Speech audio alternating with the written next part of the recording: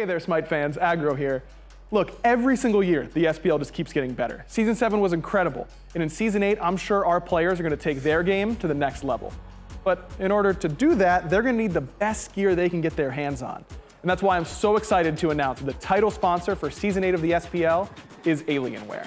Yeah, that Alienware. Our players are getting the best of the best in computer gaming. These Alienware Aurora Ryzen Edition PC setups are insane. Not only will these be the PCs that the players will compete on once we are in studio, but Alienware is also providing one for each player at their home setup to make sure their practice is as good as possible. Now let's get down to brass tacks. The specs on these Alienware Aurora Ryzen Edition desktops are amazing. An AMD Ryzen 9 16-core processor. That's a lot of cores. That's plenty of processing power. That's a lot of cores. Plenty of cores. If you want to stream, this is the way to go. I know a lot about my cores, so. I mean, Pilates, right? 64 gigabytes of DDR4 RAM. What? Is that true? That is true. I mean, this thing has 64 gigs of DDR4 RAM. Which you can do literally anything with. Literally anything. I've never had more than 16 gigs. That's quadruple the amount I have at home. And one of the hottest commodities in the PC world, an NVIDIA GeForce 3090 graphics card. Insane how much better this is than what I have. The best graphics you really need, Ultra, of course. Content's gonna look good. And what's the point of all the power if you can't see it?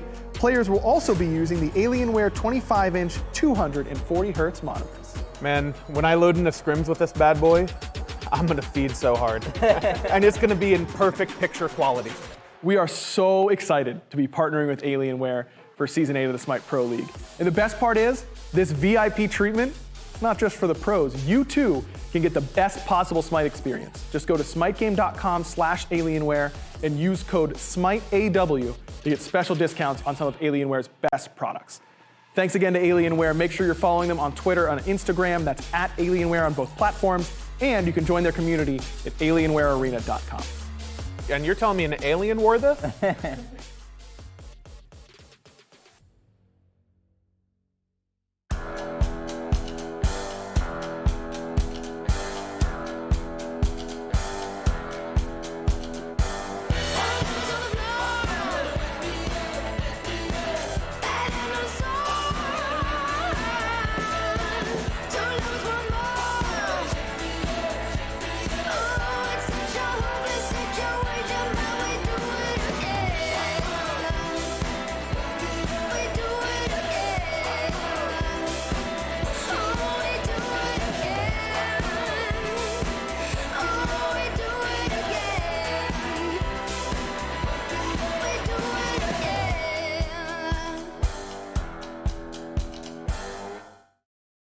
Good afternoon, or whatever time of day it is, wherever you are, guys, gals, non-binary pals. Welcome to the SMITE Pro League Season 8, powered by Alienware. And of course, at the start of the show, we want to give our sincerest thanks to Alienware for coming on board as our exclusive title sponsor and powering this season of the SPL. You saw in the video, but our pros are playing on the powerful Aurora R10 Ryzen desktop and using those Alienware 25-inch 240Hz gaming monitors. Make sure you go to smitegame.com/Alienware and use code SMITEAW for a discount when you pick up your favorite gear. And again, thank you to Alienware. You can go to alienwarearena.com for giveaways and more. Follow them on Twitter and on Instagram at Alienware to just keep track of all the cool new stuff they have, like when they add cool new graphics cards to cool new PCs. And of course, if you want to follow somebody else on Twitter and Instagram, Taco, she's sitting with me over here, and we're going to be going through the desk today.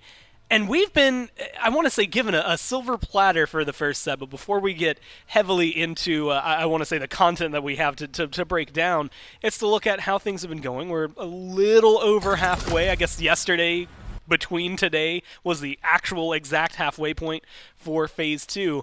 And today we're going to be starting things off with the Dragons and the Scarabs, the Bolts, the Warriors a little bit later, and we will be seeing those Scarabs show up again tomorrow against the Leviathans. And it's all important because, Taco, they found themselves a jungler. Scarabs have indeed found themselves a new member to the roster, and it's a relatively exciting time period for them. But granted, good things take time, Gore, and I'm certain that the Solar Scarabs will get an excellent opportunity to pretty much showcase what their potential might be like against the Dragons. And you have to remember, the Dragons, they've definitely been looking very similar to their Phase 1 form. And I know you're probably thinking, especially if you weren't on Twitter, you haven't seen the announcement yet, depending on, I mean, it hasn't been long enough, like there's a good chance some of you maybe missed it. So who is the new jungler for the Scarabs? Well, we have a video that's going to explain exactly that. We're kind of wanting some of that SPL experience. I think this meta fits him actually really, really well. Hybrid build, run it down, fight, perma-style. Variety is even teleported behind him and is going to set himself up for a nice kill off of Scream Dunk. On the back, here comes Scream, right looking for Snoopy. Big damage right away. That Aegis not going to save his life, but Nanu gets number 6. Cynoshow didn't hit his ult onto the target he was after. He will still pick up the Nanu though, but Scream is taking out Hurry Wind and then will slap Aurora in the face too. Cynoshow goes down and Scream, Aquarius just making this rotation. He's losing farm for this as well. Scream gets a double and looking for a triple. But Aqua is going to be right behind him. Knock up good from Scream. Look at the damage he's outputting right now. Now he'll get the passive, start life stealing up, and Aqua is going to fall. Obviously, everyone knows Scream's SPL experience. It's just, there's a lot of different options. What a sash by Scream. Wait, that's just something he brang right there, dude. Okay, watch out, Jade Dragons. Now we're cooking with fire. Scream's feeling it now, baby.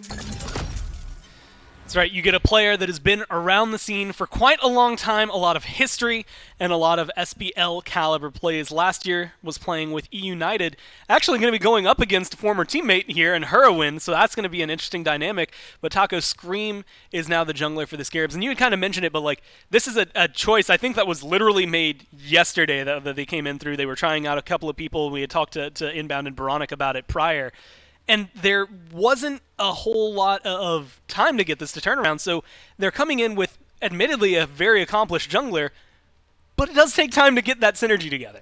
It does take a good amount of time to get synergy together. Not only that, Gore, but you have to remember that Scream as well hasn't been in the SMITE Pro League. He's largely just been doing a little bit more of the jungle gameplay, whether it's coming from the SEC side of life or just, you know, it takes some time in general when you get back to that actual competitive caliber. But it's not to say that Scream isn't more than capable of performing here, even with a little bit less time than some of these other teams, obviously, to actually get a chance to practice with the Scarabs. I'd still definitely expect pretty strong things from him today. It's the premier Bastet player that we've had right there, a really good defense against PBM. Might need one of those today. We'll see if he's able to accomplish it. And of course, again, these highlights, as you can see when he was playing on that E United roster, didn't have a wide amount of success on the team, but that was maybe just more the team. Like, it really felt like it was 5 really good players that just didn't quite maybe click the way that you would expect. But the jungle plays almost always being made. It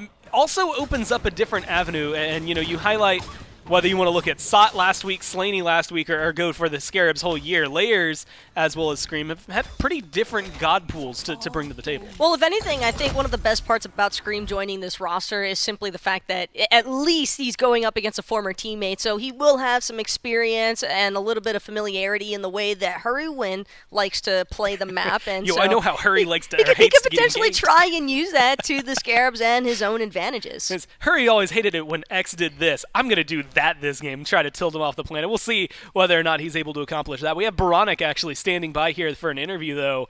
And, you know, Baronic, first things first, I just got to ask, you guys make this decision. I know it wasn't an easy one, but you got the turnaround a lot faster. I mean, we were talking to you, I think on Monday, and by Saturday you were able to find a jungler. How's Scream feeling with the team synergy so far? I think right off the bat, he brought a new element that we never had this year, and kind of like theory crafting. Same with Cherry, honestly. Shout out to him last week. But yeah, Scream, he brought a new dynamic that, you know, he's like similar to Layers in a way, but he has like a lot more experience. So you could see like he has a lot more like forethought, I think is the best word. And we had kind of mentioned it, but again, it's kind of awkward for you guys because, like, you've got Stuart still hanging out for your carry. The three of you with Sot inbound and yourself have kind of remained as the core, but still bringing 2 new people in, it takes a little bit of a challenge. You're going up against the Dragons today. Are you expecting this to be like a big turnaround for you and that the team's going to come out with some strength, or are you thinking it's going to take a little bit of time? I think, for us to be at 100%, it'll take time for sure. But this weekend should be a nice little heat check. We have 2 really good opponents in Dragons and Leviathans, so should be a good measure to see where we're, starting off at. Yeah, man. I'm excited to watch it. I know everybody, I think, is excited to watch it, especially now because this feels like the core of the Scarabs that we're going to see. So go ahead and get prepared for your games. Good luck in them. Thanks for your time. Thank you. Taco, I'm excited. He mentioned it, but this is maybe the best heat check you're going to get, right? You're either going to show up and showcase that we have a lot to offer, even if you could lose all 4 games, but if you make them look competitive, it's still saying something versus maybe getting steamrolled, which admittedly the Dragons are known to doing to some teams. Well, as well for the Scarabs, it's got to just be a nice little confidence boost as well, knowing that you're actually going to have, even with Store and Scream being relatively new to the roster, at the same time, they are players who have been around the scene for a while, and I think more importantly, it just feels good knowing that you don't have to use your coach as a substitute. Yes. That alone, I think, should be a pretty big boost to the overall, energy from the team, and it seems as if Baranik's already excited enough to get into the games themselves, and for good reason. I'm sure that this is going to look a lot different than what we've been seeing from the Scarabs as of late. And we've mentioned that Scream's going to be going up against former teammate there in Heroin, but also former opponents, because 4/5 of this team was a team that continually shut down E United last year. So he's going to be facing Sam for Soccer once again there in the jungle. And Taco, this is where things get a little more interesting. Sam is willing to pull out yesterday he played the Thanatos. He likes going to things like the Awilish. There's not as much overlap between, I'd say, the 2 jungle picks here and what we see in their god pools. But definitely stylistically, I'd say that Sam and Scream tend to play the same way. To an extent. To a certain extent. I don't know if I can necessarily get behind that one. I think that for Scream, I've always felt a little bit more of that individual style of play as opposed to the utility and team fight base that we tend to see a lot more often from Sam. Even Sam's God Pool alone alludes to the fact that he loves being a setup initiation component for this J-Dragon squad, and for good reason. When you have members like Hurrywin behind you, it's great being able to have that reassurance that the follow-up can be consistently there. And I think Panicat, Hurrywin, Polar Mike, Fine-OK, everybody kind of just tends to do their part whenever Sam's able to be that big facilitating factor. And it's going to make things even more interesting because it just changes the dynamic. This is a matchup that this year the Scarabs are the winners of it. I think it's 5-4, but the Scarabs have beat the Dragons every time they've met. This is the time to figure out whether or not that's going to stay consistent. This is maybe the worst case scenario for the Scarabs to try and keep that track record going, but it's still an open opportunity for them. And it's because of what you just highlighted, right? The Dragons, especially synergistically, they'd work together well as a 5-man team, and you've got 2 new kind of wild cards on the Scarabs. I think, unfortunately for the Scarabs, though, because of their track record with the J-Dragons, I'm actually expecting the J-Dragons to come out with a certain type of ferocity here today, Gore, because I don't think that the J-Dragons are by any means satisfied with their set losses up against the Scarabs, oftentimes kind of hinting towards the fact that they're like, okay, maybe we didn't take that as seriously as we should have, and I know for a fact that the J-Dragons, when they see somebody like Scream being added to this roster, it's about sending a message sometimes. I'm wondering, the homework they've done, if any, I don't know if any of it changes. I mean, from last week to this week, you kind of knew they were going to have a new jungler. I don't know if they actually need to change any. I mean, you live with Kabam. You might actually know more than I can actually ask. That's information that is not allowed to be revealed. No, I'm not allowed to share any of that stuff. Trust me, it'll never make it to the desk, but they'll show it here. It is interesting insight to hear from Kabam directly at times,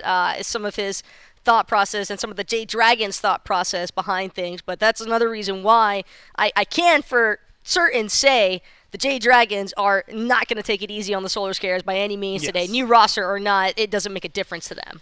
Definitely going to be giving them some trouble and looking to give them, for the Dragons, they want the 2-0. They do not want to have another result. I think each time, or at least the first time I remember, they win that first game, And it was kind of back and forth, and then the Scarabs win the last two. They do not want any of these 3 games. For some reason, we're losing to only the Scarabs line up for them. They definitely want to be able to pick up a little bit more weight for it. And again, the way that they've been able to play so far has indicated that they will be on the rise. I mean, yesterday was a very good showcase against the Titans, and this is maybe the best bounce-back week they could have. I think, if anything, I'm more curious to see what some of these starters look like between these two teams, because Mannequins and Benevolence have definitely been and you just named flavors all of the week. the starters that we're going to see. Pretty sure I just named every single starter that's going to be active in this game. You're probably not wrong with that, Gore, but it definitely can influence, I think, how some of the drafts are going to be composed. It's also going to be, like you said, because Mannequins is like, the only reason it's thrown in there is because junglers just straight up can't get Benevolence. Otherwise, there's a good chance we'd just see all 10 Benevolences on everybody. So they may be changing up what Scream is going to pick, as well as what Sam is going to pick. And we'll just find that out. Scarabs will be your first pick team here as we move into picks and bans for game number 1. And immediately off the bat, they're going to start off with the Odin. It's pretty easy to determine what the Dragons are going to bring, because they've been bringing very similar drafts the last few weeks. It's much more difficult to predict the Scarabs down to a note. Well, you say that, but at the same time, Gore, I do think that the Jade Dragons are certainly, just like we gave that credibility towards Scream, having that familiarity up against the likes of Hurrywin, same could be applied from Hurrywin's direction towards Scream. It works both ways for what it's worth, but Jade Dragons, I think they're just going to take more of a focus against some of the aggressive picks that the Solar Scarabs have tended to revolve around. That Robin being taken away, I think that's a big shout out against Scream for the Jade Dragons bans. Hercules, of course, I think shots being fired in towards inbounds direction. Yes. And Odin, Sol, I think that those are just flexible components that the Solar Scarabs don't want to try and deal with. The thing that's kind of catching my eye, Gilgamesh, Morgan Le Fay, Tiamat, kind of the big conversation. Yes. Yamoja right now as well, at maybe the top 4, the big bads.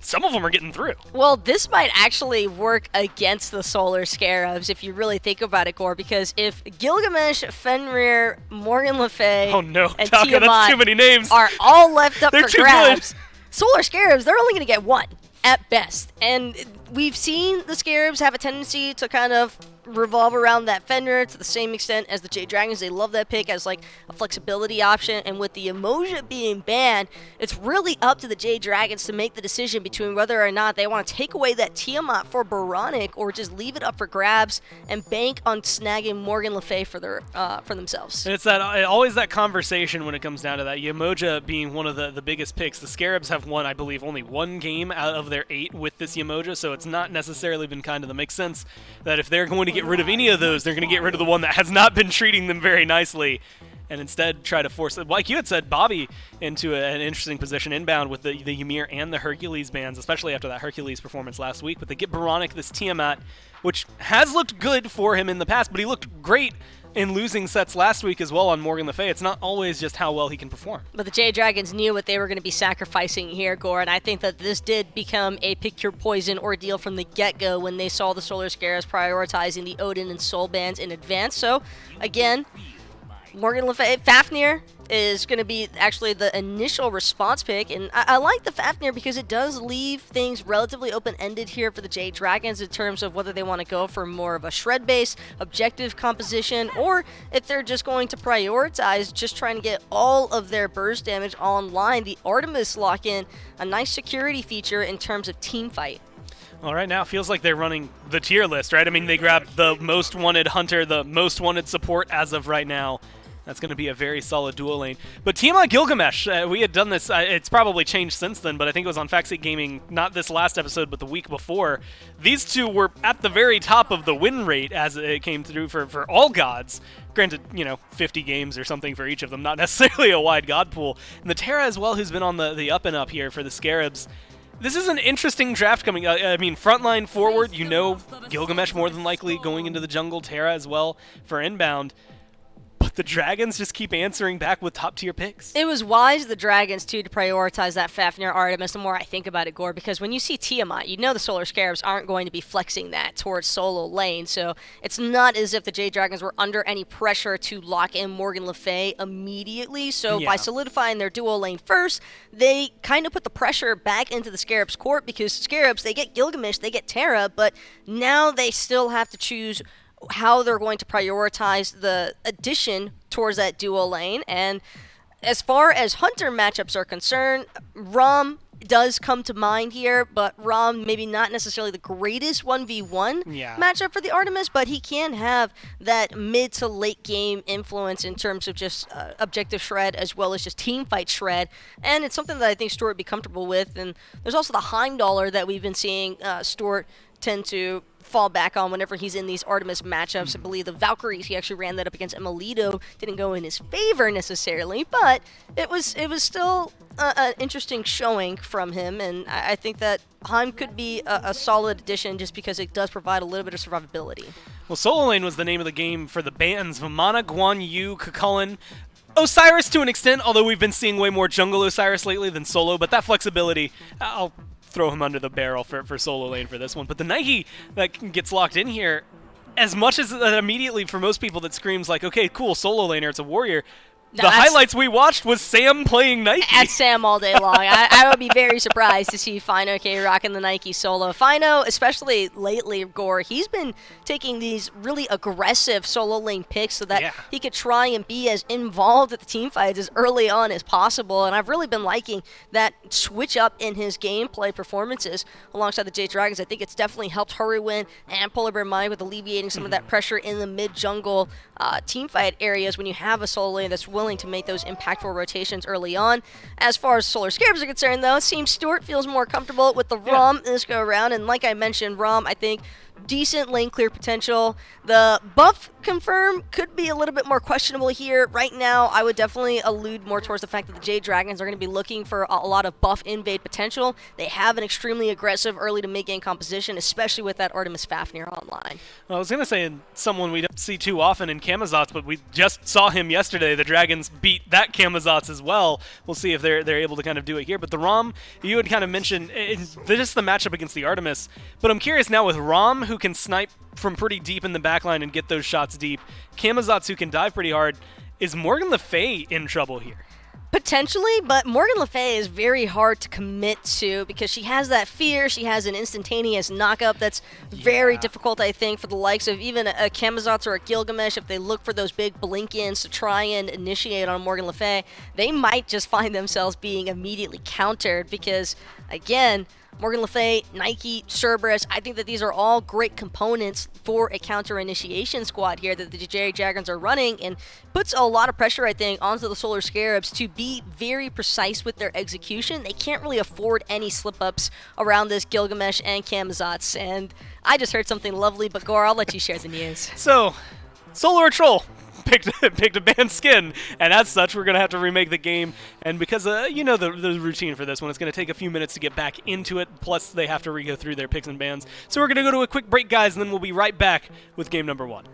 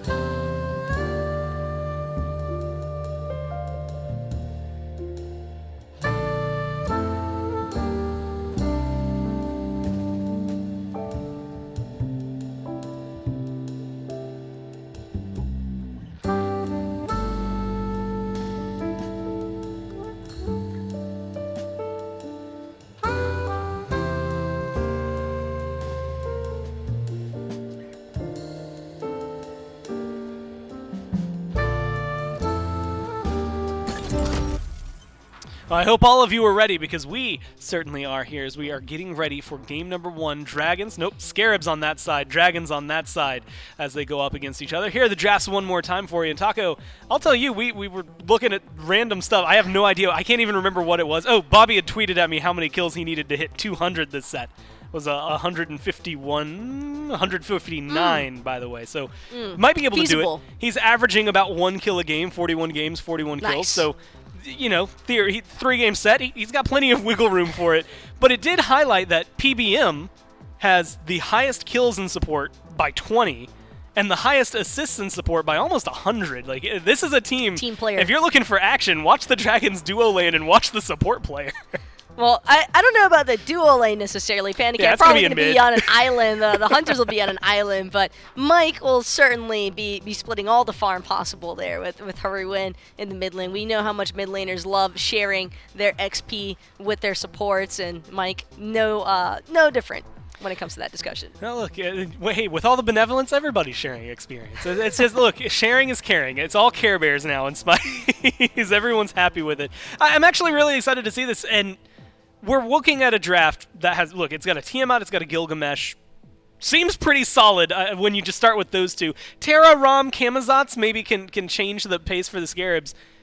But the draft from the Dragons feels just not immeasurably strong, but very oppressive. It's really just the counter initiation for me, Gore. And even if the Dragons aren't looking to exclusively play off of that responsive type of playstyle, I think that it'll still be problematic even if they look to be the initiators here, because Earth and Fury, probably one of the best defensive mechanisms that the Solar Scarabs have opted for themselves on. But aside from the Terra, I'm not really seeing a whole ton in terms of consistent crowd control in comparison to that of the Jade Dragons. I think that Solar Scarabs have really just kind of choke pointed themselves into relying very heavily on how well Inbound's able to pilot this Terra. If it is Terra in the support role, it could potentially be Gilgamesh support, Terra solo, given that I'm expecting it to be a Cerberus solo, but we'll just have to find out. Well, we'll get to see it here. A new roster for the Scarabs, a new jungler jumping in, but not necessarily a new jungler for the SBL. Let's go down to J-Mac and Mifflin for game number 1.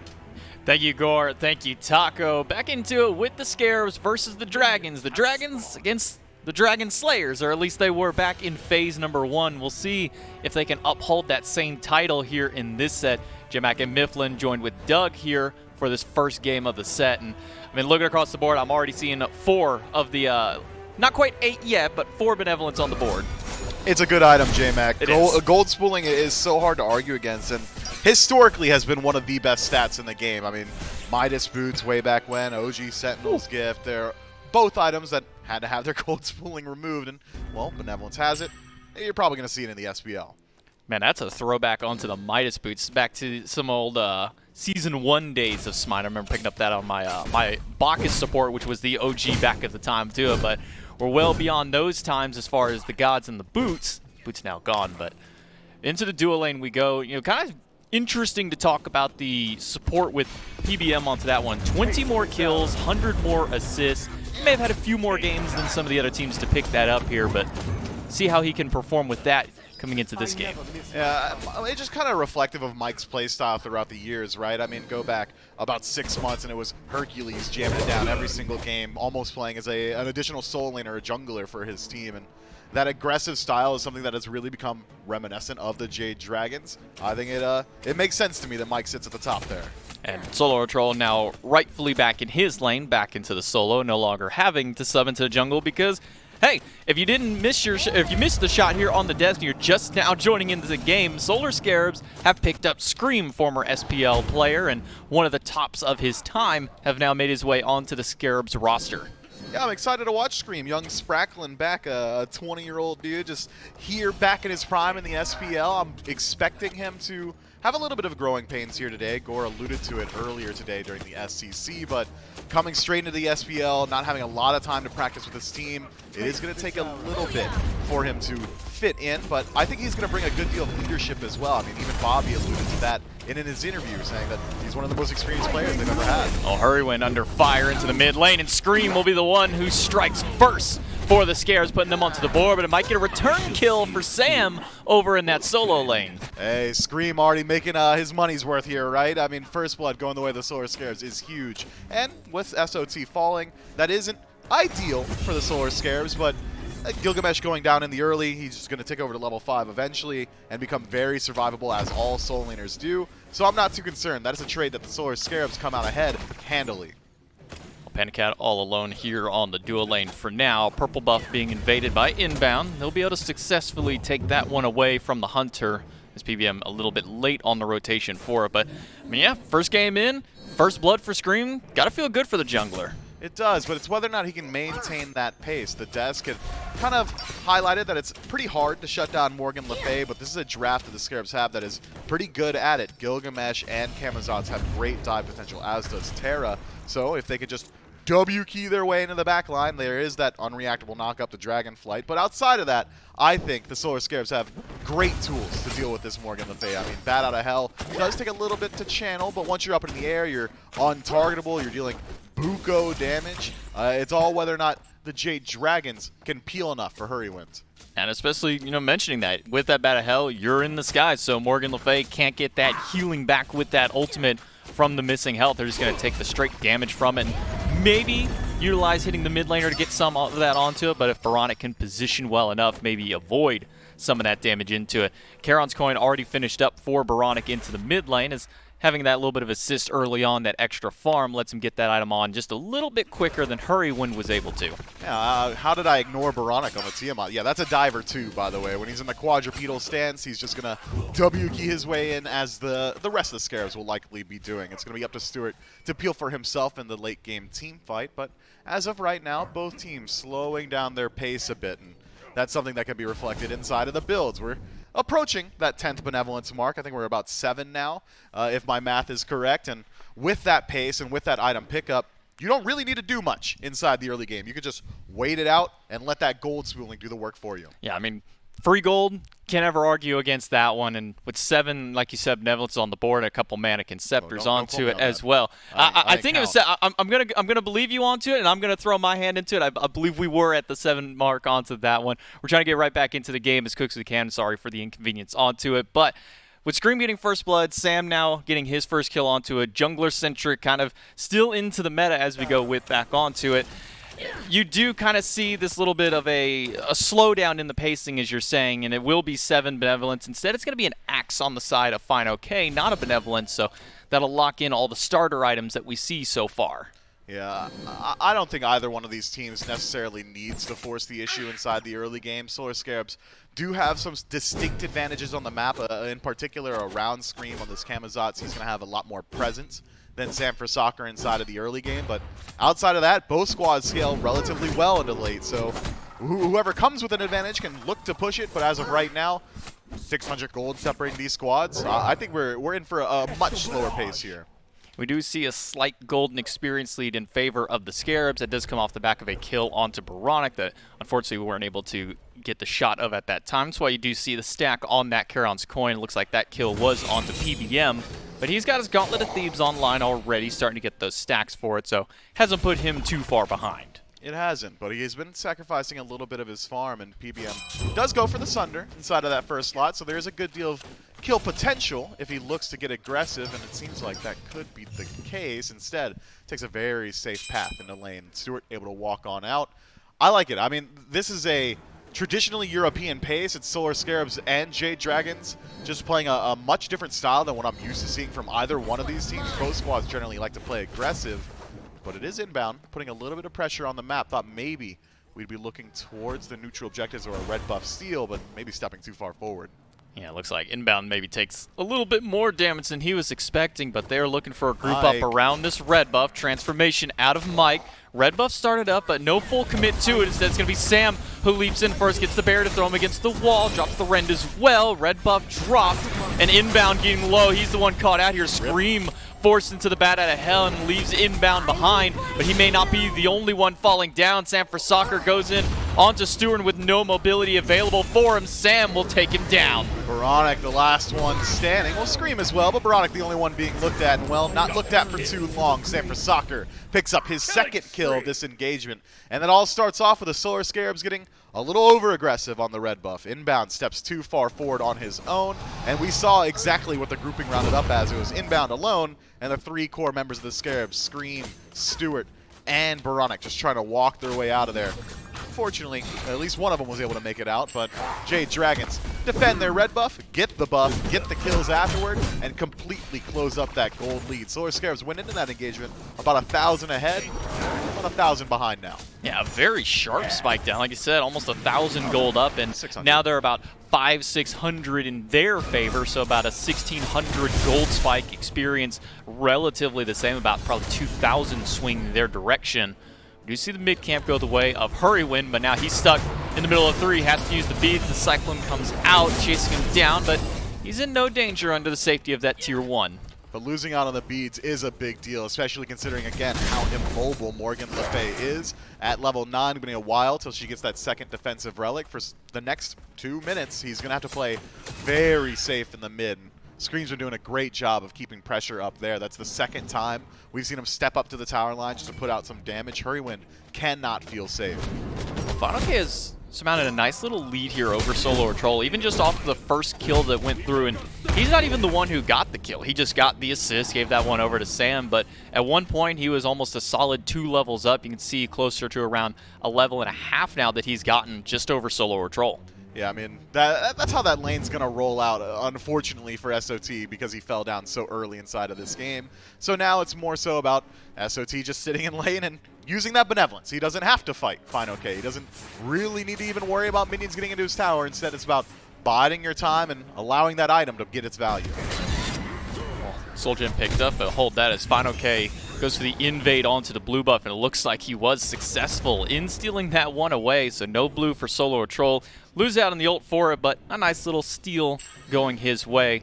Back onto it, Soul Gem now online for Baronic. Hurrywin making his way towards that item as well. It seems to have been a staple of the mid laners for their builds in this recent season more specifically. Yeah, it's just a good lifesteal. It's a great stat stick. The passive's incredibly strong as well. It's going to help out with survivability, considering Baronic is going to want to play aggressive. That burst heal for his team, pretty nice, considering the Hurrywin's likely going to get dove consistently throughout the entirety of this match.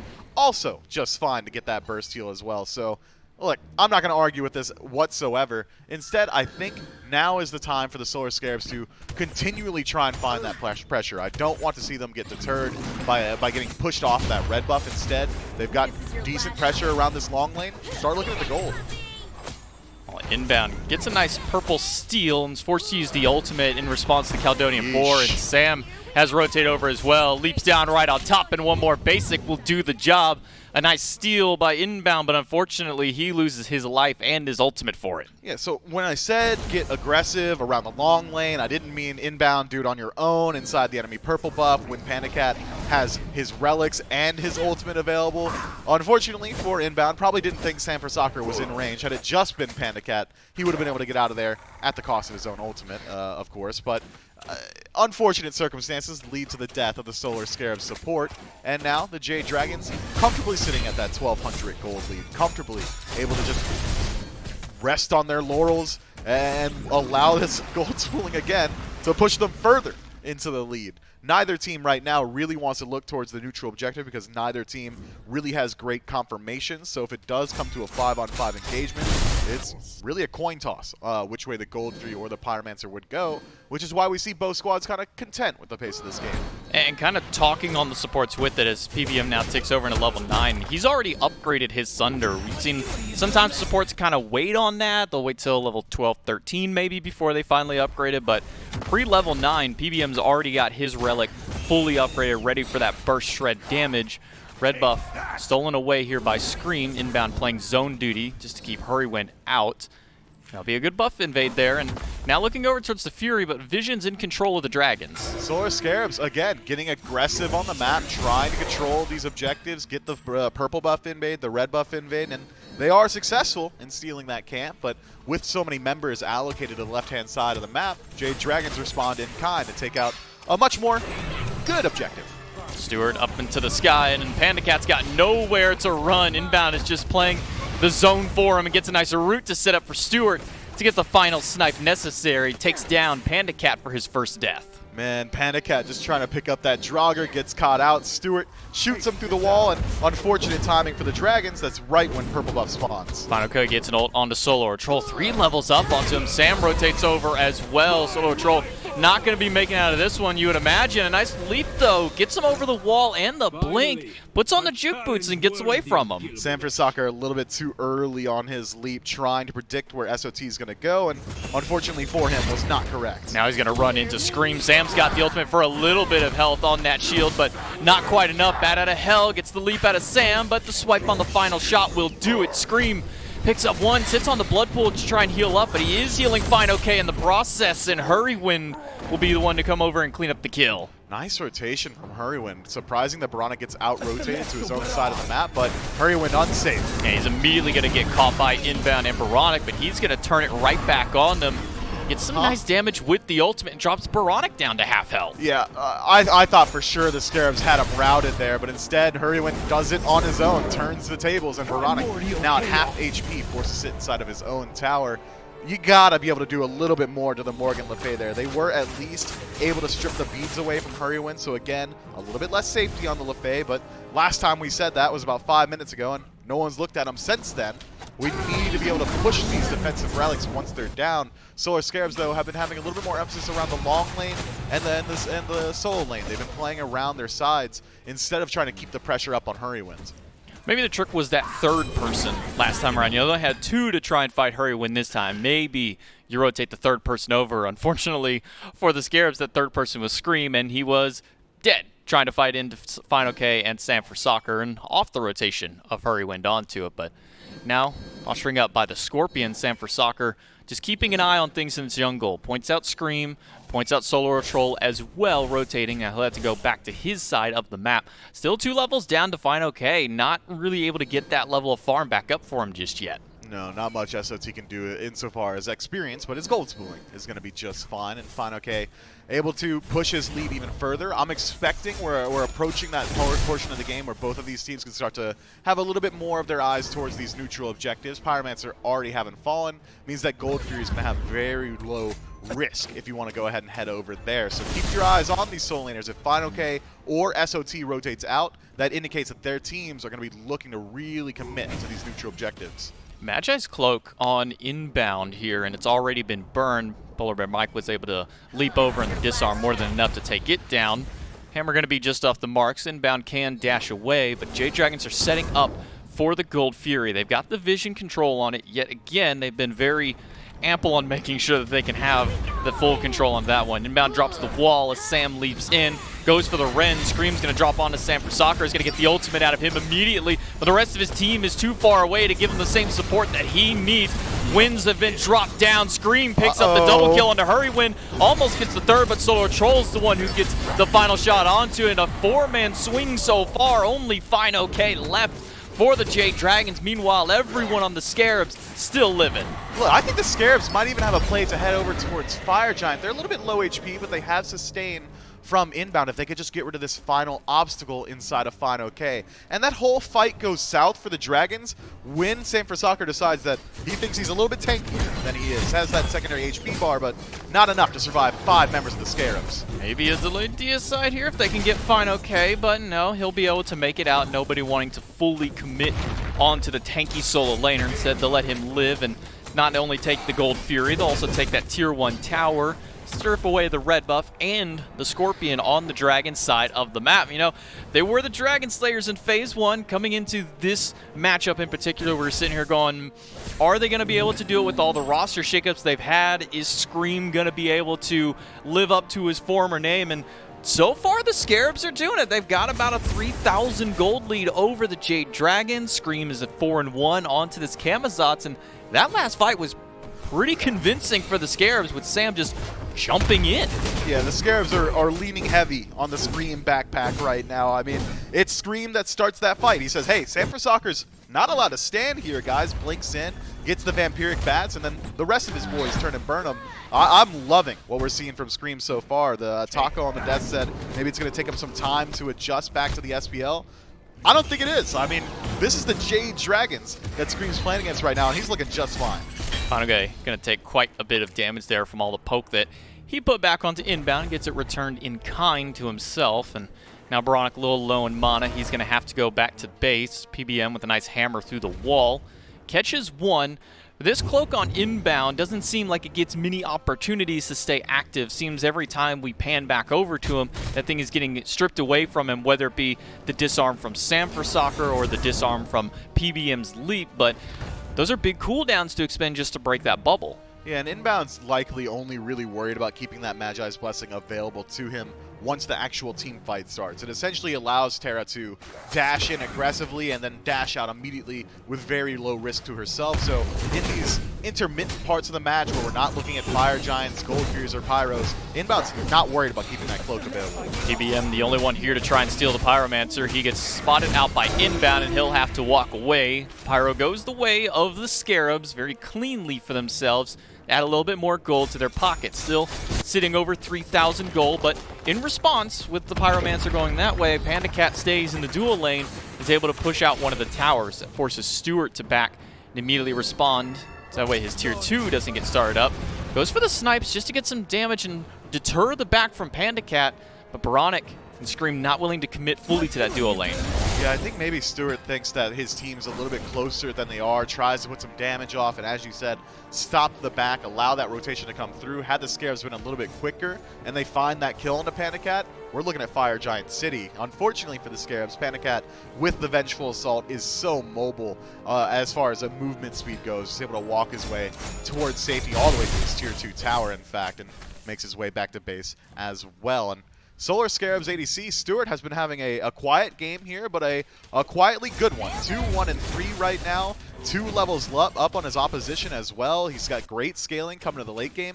We haven't seen him leave this lane just yet. He's a tried and true ADC in that sense. He won't leave until level 20, but once he does, I think he's going to have a huge impact on this match. I mean, he only needs one more tier on that bow before he can get the Silver Branch and be full build, essentially. Still has that benevolence. He can either upgrade towards that animosity if he wants that little bit of extra, or even sell it if he wishes to go for another item.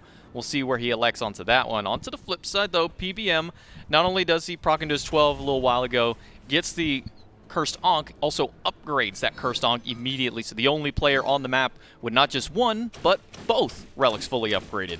And Curse Stonk is so good in the Scarabs draft. Earthen Fury procs on your entire team. Well, if that heal ticks, you're all of a sudden taking a ton more damage. The third ability from Terra, or even the Vampiric Bats from Scream, all going to be countered out by this Relic, which means that the Jade Dragons, again, are going to have a much better engagement inside of this team fight. If they start off the fight on their own footing, they should likely look to win the initial engagement. If they allow the Scarabs to back up, the Scarabs have plenty of sustain to lean back on. So the Dragons need to find those priority targets off the initial. If they can close gap on a Stewart, Baronic, or even Scream, and I might even argue Scream might be the best target here as he's doing the majority of the damage for the Solar Scarabs, that's where they're really going to start to find their success inside of these engagements.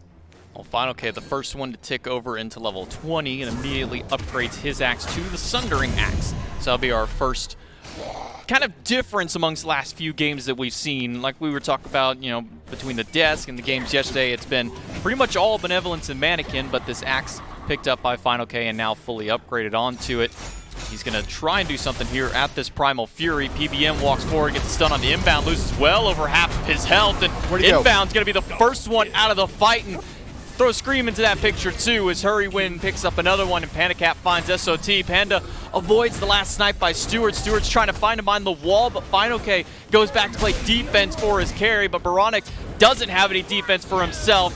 Two members of the Dragons team up and take him down for a quick deicide for the Dragons. What an inverse, right? That's the exact opposite of what we saw last time around a Gold Fury fight. Inbound holds on to the objective a little bit too long, eats a max range Dragon Flight from Hurrywin as well, and you're not going to survive the full onslaught of a Morgan Le Fay this late into a match. Build approaching that 6-item slot as well. Jade Dragons have been biding their time. A lot of Benevolence pickups means you're going to have a lot of items this deep into the match, and that's exactly how it pans out. 5 for 0 around the Gold Fury, and now Fire Giant being looked at as well. Now, one big team fight swings the way of the Dragons. They ignore the Fury afterwards, and they say, why worry about a Fury? We've got all 5. Go straight to the Fire Giant and take that one down. Now, what was a 3,000-4,000 gold swing in favor of the Scarabs is now pushed back over 1,000 in favor of the Dragons, and it's not the first time they've done it this game. They did it earlier on with the big team fight as well. You know what? I was told to stop saying it, so I haven't said it in a long time, J-Mac. But here in Phase 2, I'm going to bring it back. I like to equate Fire Giant to about 10,000 gold. So I'm going to say the Jade Dragons are roughly 10,000 gold up right now. And with so many gold caches on the map, be it Primal Fury, Tier 1 Tower mid, or the last remaining Tier 2s on the map, and that's 3 of them on the side of Solar Scarabs. I don't think the Jade Dragons even necessarily need to take a Phoenix here. All they need to do is expose these birds, and they're going to prime themselves so well to look towards subsequent Fire Giants or even the Pyromancer. Yeah, they're looking at over 5,000 gold across the map in just the towers. The first one does go down, and now pushes their lead to 2,000. Tier 2 goes down as well, straight to the Phoenix and the transformation for PBM. He's going to drop the Coerce and immediately stop pumping those autos into the bird, and there's no chance for it to live. There's just too much damage out of the carry. Inbound gets stunned out and shredded immediately. That's Sunder putting in major work for them. Stewart stunned out by the boar. Baronic on full retreat as well. Hurrywin goes into the ult and starts chunking through the health bar of Stewart, but with the Phoenix and their support down, the Scarabs defense is not going to last long. Man, was Inbound's Magi's even up there? It looked like he got CC'd and just died immediately. Does hit a 5-man Earthen Fury, but nobody from the Scarabs in range to defend. I think the Scarabs were along the same thought process as I was. They thought maybe the Jade Dragons were just going to clear out all the towers, go get the neutral objectives as well, but the second the Dragons realized the Scarabs were not grouped up inside the Phoenix, there's no reason for them to not go for it. Sam in the back looking for Stewart. Final K as well. Going to get the Aegis out of him. Ults to try and grab 2, but there's no one being picked up. Baronic turns it around and takes down Final K. The Tier 2 tower, however, is the main target of the Dragons. All that zoning is going to be able to net them at least the 1,500 gold from that. So they've taken 3 towers so far, both towers in mid and the Tier 2 on left, 1 Phoenix, which is huge for them, and now they can fall back and look towards the Pyromancer, head back to base, regroup, and all things considered, that was an expensive kill for the Solar Scarabs to put down Final K. I mean, Earthen Fury, Astral Barrage, Bat Out of Hell, Winds of Shamash, all expended in an effort to shut down that Soul Laner, which means the Solar Scarabs, despite being 5 versus 4 right now, can't do much on the map. They can't feel confident enough to step up to the Pyromancer to strip away that source of gold from the Jade Dragons. Instead, it's about pushing out these waves and getting ready for subsequent defenses. Hurrywin goes back to base, sells his Benevolence, and finishes the build with an Ethereal Staff. We don't see this too often from the mid laners. This Ethereal Staff going to add him a lot of extra burst, getting some of that health-based damage onto the enemy team if he can land those abilities, which on this Morgan Le Fay, not the hardest thing to do is land those abilities, steal a little bit of that health away. And I like this pickup. These health shred items for mages are really good, especially when guys like Scream are building the sledge out of the jungle. A huge HP boost to him means that you're only getting more value from things like Soul Reaver, like Ethereal Staff. And, well, the rest of the Scarabs are looking pretty tanky as well, inbound, going a decent amount of HP inside of his build. Maybe not too much, though, as he does look towards that Spear of Desolation, and maybe concerned about his purchase decision, as he is pretty squishy in these engagements, clearly. Well, Fire Giant still has about a minute before it's going to respawn, and the Jade Dragons are already setting up for the fight around that side. Inbound does have his bubble back online. You can see that Final K's built one as well. PBM, he's just going to leap forward looking for anybody. Spots out Scream, but not going to land that hammer onto anyone. Inbound able to sneak away from that one, and maybe they're not even worried about the Fire Giant just yet. They still got one more Tier 2 on the map that they can shred away, and it looks like that'll be their prime target for it. Course goes through onto the carry tower, down under half health, and not much that the Scarabs can do about it. It's just going to fall. Yeah, Inbound took like a portion of Hurrywin's first ability there and lost out on 10% of his HP bar. That does not bode well. This man is got to be choosy with his engagements. As far as I'm concerned, Inbound has one duty, and it's to get Earthen Fury onto as many people as possible, allies and enemies alike, and likely going to die pretty quickly after that. But the damage output should be good thanks to that Spear of Deso. Now Wildfire hits as well. Up into the sky goes Stewart looking for snipes, but everybody's fairly healthy. Aegis comes out from Hurrywin to immune some of the damage. Scream's ultimate not going to find anything, but Baronic able to find Panda Cat in the midst of it. Scream in the back line with Baronic, but Baronic not tanky enough. Hurrywin going to take him down. Stewart now with no Aegis. Beats just now expended to try and live through. Now he gets the Aegis up, but it's only to delay the inevitable. Final K finds him. Scream looking for PBM, but he's going to get stunned up and taken down. PBM picks him up, and that's a 4-kill swing and maybe even the game here for the Dragons. But the idea was great from the Scarabs. They wanted to spearhead their way into that engagement. I think maybe would have been benefited by waiting just a couple of seconds for the Jade Dragons to actually pull the Fire Giants and get that unofficial 6-man on their side. But instead, tries to take that fight, and the Jade Dragons, a little bit too quick on the reaction, were able to keep Hurrywin alive. And if Morgan Le Fay is surviving a team fight, that's likely a team fight you've won. Yeah, it's going to be 8 seconds where Solar Troll comes up and only one man to defend against it. Titan down to half. Inbound doing everything that he can to buy some time. SOT just now respawns, but it might be too little too late. However, the members are low, but not low enough. Game number 1 goes over to the Dragons 27 minutes in. And a nice little win for them, but a good look for the Scarabs overall. You know, we questioned it between the desk, between us here on the cast. You're like, how is Scream going to look? Game number 1, he's looking pretty good. I mean, if I'm the Solar Scarabs right now and I'm prepping for game 2, or if I'm their coach, here's my entire plan. All right, Scream, what do you need? You want a water? Do I need to like clean your keyboard, like, get the gunk, the gamer gunk out of your mouse? Whatever it takes, so you can keep us in that backpack. Because Scream was the driving force for the Scarabs throughout that early game. He chose the targets in the team fights. He chose when to get involved. It was him leading the charge on these red and purple buff invades as well. I'm pretty happy with the Scream performance. First game back. Yeah, I think in a nice first game performance by Scream, it was good, but not quite good enough to lead them to a victory. We'll bring it back to the desk after this to break it down.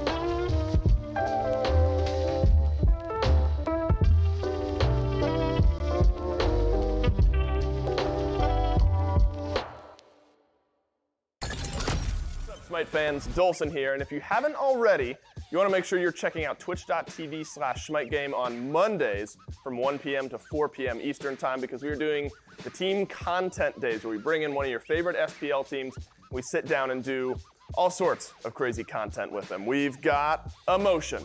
Let's go! Holy moly, man! We've got Mifflin throwing himself at the green screen. We've got plenty of actual informative content around all of your favorite Smite players and teams themselves. Because we weren't really thinking about like the console. We were thinking about like how can we beat the PC teams. So make sure you tune in on Mondays from 1 to 4 p.m. Eastern Time to twitch.tv/SmiteGame.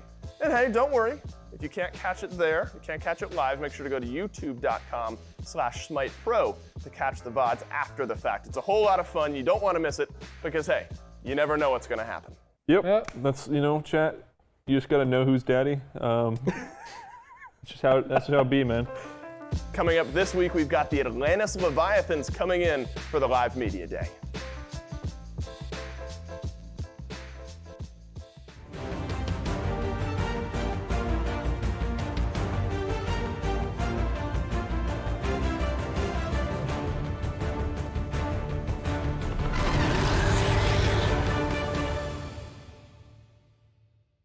Welcome back, everyone, as the Dragons find their victory, at least in game number 1, over the Scarabs. And maybe you're feeling like you need to rep either a team or the league right now, and you're really wondering, man, where can I get some really nice shirts, really nice merch? Well, I can tell you, shop.smiteproleague.com, and go to Inside Apparel to pick up all of that glorious merch, the comfortable t-shirts, hoodies. I know this is going to get more niche because I know the Titans have like gym shorts, things like that you're able to go to. The Valkyries have a onesie, but of course buy our stuff, buy the league stuff. That's more important to me. The player stuff, you can get that already, your jerseys, all that. There's jerseys for the league too. You can rep everybody. Just be happy. All customizable, all comfortable. Again, shop.smiteproleague.com to find all of that glorious merchandise. But Taco, now we're in a position where the Dragons, they have found themselves in this position before and things have not gone their way. But that said, first off, ridiculous amounts of gold as we saw throughout it, but also a lot more back and forth than I think the Dragons anticipated at first. Credit where credit is due. I think that Scream's addition to the Scarabs roster is already showcasing the benefits of having an experienced jungler that can just be a plug-and-play sort of circumstance, but as great of a performance as Scream was starting to have, unfortunately, I think the Jade Dragons just one-upped it a little bit further here, Gore. A lot of control, I think, especially coming through from that front line out of the Jade Dragons. Sam Frazakar and Fine working alongside each other just made it practically impossible, I think, for any of the carries out of the Solar Scarabs to really have any sort of room to function. And just being able to create ample opportunities for it. You can see the knock-up, the CC chain. It was a lot to handle overall, to the point where Inbound had a Magi's cloak that was there sometimes when he needed it, wasn't there sometimes when he needed it as well. So unfortunately for them, they just ended up being caught out. Lots of damage being done by Heroin in the backline. It just felt like a really good game for the carries on the Jade Dragons. And after a certain point, it was around this 20-minute mark, like right after that last fight, where things really just started to spiral more in control of the Dragons. And so they managed to walk out of this one, 6-2-9 there for Sam, 6-2-5 for Heroin. So very, very stellar games from them. What do you change, I guess, if you're going forward, either as the Dragons to make this faster for you, or as the Scarabs to not have it happen again? Well, for the Dragons, I don't think there's really anything they should be looking to change. I think that they had a lot of consistent factors coming through. They had a reliable front line, they had reliable crowd control, and they had reliable follow-up. It was just everything that you would want. Those are like all the check marks that you would ever want. Exactly. They're just going right down the check mark list. But for the Solar Scarabs, in comparison, I think that their composition was just a little bit too high execution based, and having 2 new additions to your roster on top of that without a whole lot of time to really develop more of that team play synergy, it might be better suited for the Solar Scarabs to stray a little bit more away from these heavy execution comps and just fall back to the basics. It's never a bad thing, I think, just relying more on finding that consistent crowd control, because oftentimes, that's where we saw a lot of the team fights going south for the Solar Scarabs up against the Jade Dragons here in Game 1.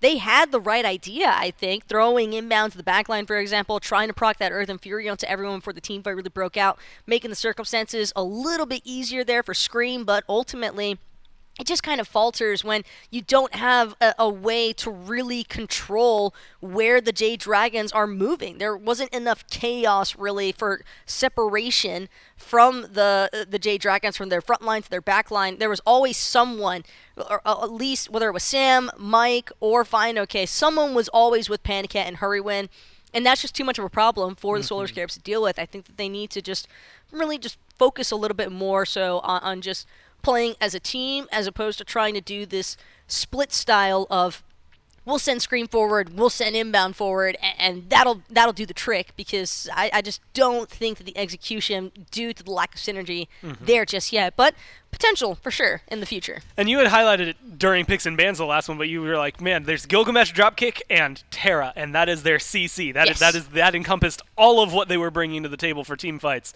So maybe a little bit of a pivot there. Not whether ideal it for comes a into the whether it's the jungle, whether it's solo lane, someone's got to pick up a little bit more CC for them in the front line to make things happen. We'll see if they can do that here. First pick once again are the Scarabs in game number 2 here. Picks and Bans kicking it off.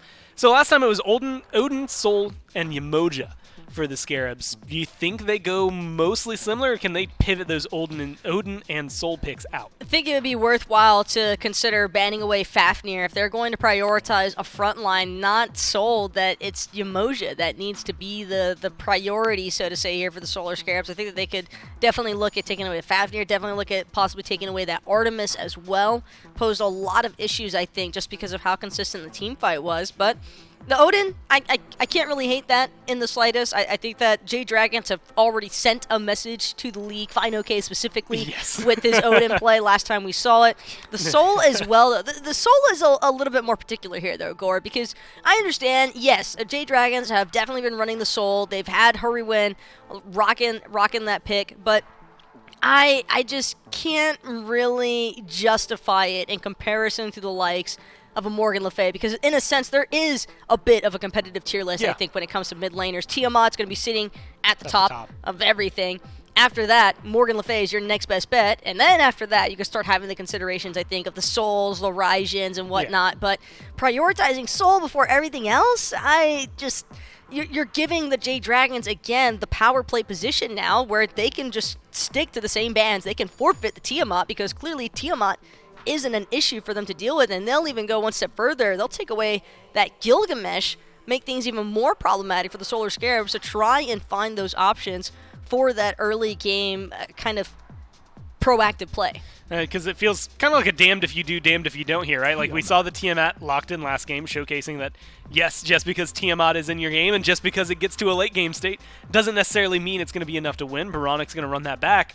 Whereas, I mean, you pick that Tiamat, it's not a guaranteed win. You let it through to hi-rez, that's not going to be good for you. and that's the other part of it, too. It's the other catch, is that at least if you choose to prioritize banning the Morgan Le Fay over the Sol, you don't have to automatically forfeit one or the other to the Jade Dragons. I think that is a big problem here for the Solar Scarabs, is that, yes, you get Tiamat, yes, that's awesome, but at the same time, the Jade Dragons are always going to have that opportunity to respond.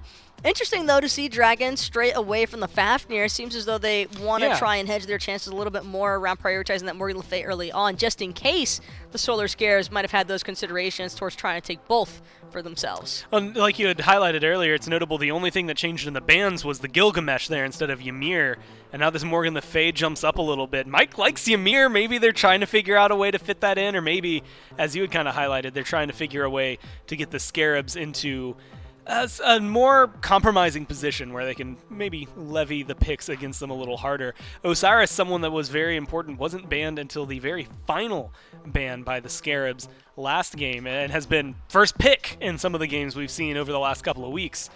And so he's being hovered over. Is he something, I mean, Scream could pick him up for the jungle. You could also technically have Sot take him in there, but in comparison, trying to chase down Artemis and Morgan Le Fay, how does that work? If they do take Osiris, I really can't fault the pick, because Osiris is definitely strong in this current meta. The concern now becomes what kind of assisting pieces are the Solar Scarabs, because I would like to see the crowd control. That seemed to be their main issue in game number 1, was that they just did not have those consistency factors for reinitiation. They could jump in but then they didn't really have Peel, then they didn't really have anything kind of left over to actually try and deal with a lot of the pressure that the Jade Dragons had in terms of their counter initiation. But with the Hachiman being locked in, Solar Scarabs, they've definitely done a great job, I think, at prioritizing a very solid backline and just this ultimate carry shred kind of component. But Amir does become an interesting topic of discussion here for the Jade Dragons, because Amir is relatively solid at shutting down the likes of these hunters that don't really have those consistent escapes. And Hachiman, I think, maybe, I don't want to say it's the Solar Scarabs falling into the Jade Dragons trap, Gore, but as far as the drafts are concerned, on the top end, I think the Jade Dragons have definitely gone one step ahead of the Solar Scarabs here. And you called it and they locked it in immediately. I'm going to tell you now, nothing feels better. That's like my favorite feeling in the world, when you're like, man, I'd really like blank here, and they agree. It always works out. But the Ymir locked in, and now they're in a position to ban out the supports they don't want to deal with, making it even easier for the Dragons. And that's what I was waiting for, was the Fafnir ban to come through from the Jade Dragons immediately. When you see Osiris and Hachiman, next thing you know, you might as well take away that Draconic form for the Coerce boost. And I don't think that the Jade Dragons would opt to ban away the Terra, because as it currently stands, I feel as though the Jade Dragons top 3 can definitely dunk on a Terra if she tries to be inbounds fall 2. But again, I think the primary concern now for the Solar Scarabs becomes, okay, what kind of tools can we utilize to prevent ourselves from all getting corralled inside of these Amir walls? Because the jungle fight, I think, definitely a little bit more in the Jade Dragons' favor, because they have the Caledonian Boar alongside of this Amir, and it's a very strong dual lane presence in general throughout the laning phase. Well, it was the Fafnir-Fenrir combo banned by the Dragons. Cucullin, so the top 4 bans for the Scarabs, the exact same, the Odin Soul, Yamoja, Cucullin joins that list. And only fine okay would this ever occur, but Baron Samedi banned out by the Scarabs here. We've seen him like once a couple of weeks ago, hasn't come through a whole ton. And then they lock in this Erlang Shin, again, another god that was in the highlight reel for Sam. Baron is relatively strong, though, at dealing with those Cyrus, so that might have been, I think, Scream maybe giving his team the heads-up play of, hey guys, if we're going to take this pick, we should definitely look to ban away one of the better options that FineOK has displayed in the past that he likes to lean towards. But the Susano is an interesting last pick here, because it does provide, I think, a little bit of that crowd control factor that I was definitely asking for. The Shingten as well, when paired alongside the Susano, I think it's going to be much better suited for the Solar Scarabs here in terms of just reliable utility burn, in terms of pulling those purification beads away from the carries, making Panican and Hurrywin maybe feel a little bit more pressure, so to say, because there's a lot of dive. There's a lot of ways, I think, for the Solar Scarabs to effectively force themselves into the backline from the Jade Dragons. And Susano, Shingten, Osiris, all gods, even the Tiamat to a certain extent, all gods that can get around that Amir wall. It's really just Stuart on this Hachiman that I think he's going to have to be very mindful of his positioning with. And the first game this year for Bologna. We've been talking a lot about her. Especially after Season 8, there was a little more rumblings of people saying, like, oh, well, maybe we'll see Bologna. Maybe she'll come through. Nobody's picked her up. I mean, she's going up against Osiris. This harkens back to some real old metas, something we haven't seen in a while. How's this matchup going to go? Might be a possible spoiler alert here, but I think this might be a Bologna intended for Sam? Possibly? Yes, it could be a Bologna intended for Sam. I think that Erlang and Bologna both relatively swappable here for the Jade Dragons, but the main reason why I'm saying Bologna possibly for Sam is because you have to factor in that Eagles rally, and I think the protections that are provided when inside of that Bologna ultimate are definitely strong and probably better to utilize throughout that early to mid-game portion, especially with all of the emphasis that's being placed around some of these starters like the Benevolence, the Gold Spieling, getting a little bit more rapid in terms of itemization choices being built online, so power spikes coming into play a little bit sooner, and that could be extremely impactful for the likes of a Bologna. Whether she decides to go for the Mannequin Scepter or that item, I think it's really just down to player preference here. Well, it's going to be a fun one to watch. I mean, we were talking about CC and frontline specifically for the Scarabs last game because there was a lot of it there for the Dragons. I'd say there's still a lot of it here for the Dragons when it comes down to the team fight. Bologna bringing her own as well. The silences, which, I mean, you had mentioned Susano, but like auto attack heavy him, Hachi, and Osiris, so maybe helpful there. But did the Scarabs pick up enough to pivot some of this team fight back into their favor? I would traditionally say yes. However, I think the main issue that I have with this is that the Erlong Shen, if it is for Sam, right? If it's Sam in the jungle with this Erlong, you have to factor in the blink initiation here and what kind of CC Sam will be working with, which when you factor in the turtle form knockup, that's one of the best forms of crowd control you could possibly ever ask for in Smite. And in terms of burst damage, Artemis, Morgan Le Fay, I think even Bellona to a certain extent can provide more than enough to handle things here.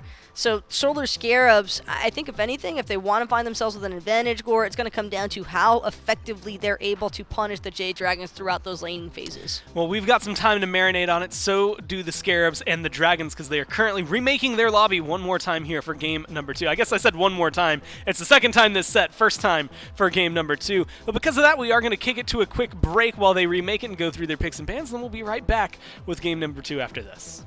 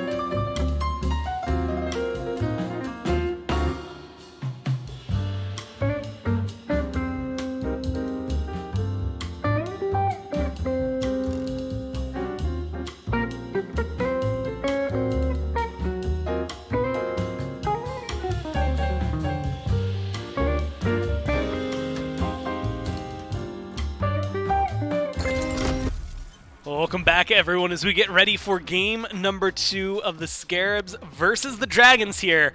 And in the past, the Scarabs have turned it around right here in game 2. We'll see if they're going to be able to do it here, but we get something even spicier than all of the past drama, if you can call it that, between the Scarabs. Just the history, I guess, between the Scarabs and the Dragons. Taka, we have Bologna on the board. We've also got Susano on the board, two that we aren't used to seeing, but Bologna even more so. And like we had already kind of highlighted it before the break and the whole game remakes and whatnot, is the Bologna, I think, is just an interesting addition because she does have that disarm utility to kind of counteract that aggression from the Osiris, from the Hachiman. So a little bit of that objective shred, that team fight shred capability getting a little bit mitigated there. Granted, it is going to be something that I think that the Jade Dragons are going to have to play smart around because it's not like that disarm is going to be available at all points in time by any means. And again, I think that there is strong enough disengage utility from the Solar Scarabs here that if they find themselves in trouble and don't want to really force a fight through that Eagles rally, they could definitely just back it up. And this is one of those weird moments. A while ago, we had a buff to Eagles rally, and we haven't gotten to see her competitively since then. Is that something, especially in the middle of a team fight, like the Dragons were already in a good 5v5, does that benefit them? I think it can definitely benefit them, especially, again, you have to toggle between whether it's going to be Sam on this Erlong, and probably would have to lean, like, Erlong just seems like a better fit for the jungle in general. I just would not be surprised if the Dragons are going to try to be as spicy as possible. I mean, they already brought a little bit of the heat with this Bologna pickup in general, so whether it's solo, whether it's jungle, I think I'm excited just to see how it performs either way. I am as well. The Dragons right now up 1-0 over the Scarabs, with the Scarabs much stronger draft this time around, and as well, should be noted, Scream had a good early game. Let's see if the Scarabs can pick up the pace in game number 2. Well, we'll see how it runs for them. Historically speaking, yeah, the Scarabs have had some more success in their game 2s against the Dragons. J-Mac Tucker and Mifflin joining me along with Doug on this one yet again. And unfortunately, we are going to see the Bologna go into the solo lane. I was hoping for some super spice into the jungle. Shout out back to like Season 3 Oceanic region. They love playing the Bologna jungle, but we're going to be seeing Final K take it over into the solo lane instead. What a deep cut, Jim. It's Season 3.